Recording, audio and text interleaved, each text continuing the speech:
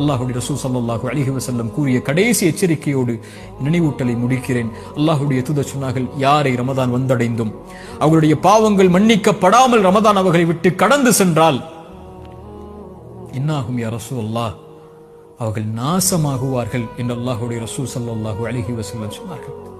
இந்த ரமதான் அல்லாஹ்வுடைய அருளை பெறுவதற்கான மாதம், ரமதான் தொழுகைக்கான மாதம், ரமதான் குர்ஆனுக்கான மாதம், ரமதான் நோன்பிற்கான மாதம். யா பாகியல் கைரி அக்பில், நன்மையில் விரைபவர்களை முன்னேறுங்கள் என்று அழைப்பு கொடுக்கப்படும்.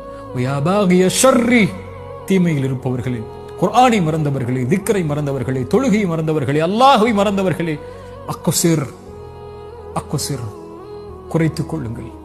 வலில்லாஹி உத்தகாஉ மினன் நார், நரகத்திலிருந்து இந்த ரமதானில் விடுதலையாக கூடியவர்கள் இருக்கிறார்கள்.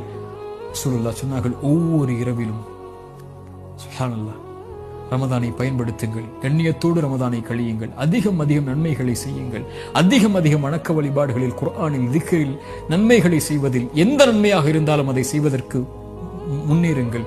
அல்லாஹ் ரப்புல் ஆலமீன் ரமதானை அடைந்திருக்கக்கூடிய நமக்கு ரமதானை முழுமையாக கழித்து இன்னும் பல ரமதானை வாழ்வில் அடைந்து சொர்க்கத்தில் நுழைந்து நரக விடுதலையை பெற்று, அதிலும் குறிப்பாக அல்லாஹ்வுடைய தூதர் ஸல்லல்லாஹு அலைஹி வஸல்லமோடு ஜன்னத்துல் ஃபிர்தௌஸில் அவர்களுடைய தோழர்களோடும் குடும்பத்தார்களோடும் நானும் நீங்களும் நம்முடைய குடும்பத்தார்களோடும் வாழக்கூடிய பாக்கியத்தை அல்லாஹ் எனக்கும் உங்களுக்கும் தரட்டும்.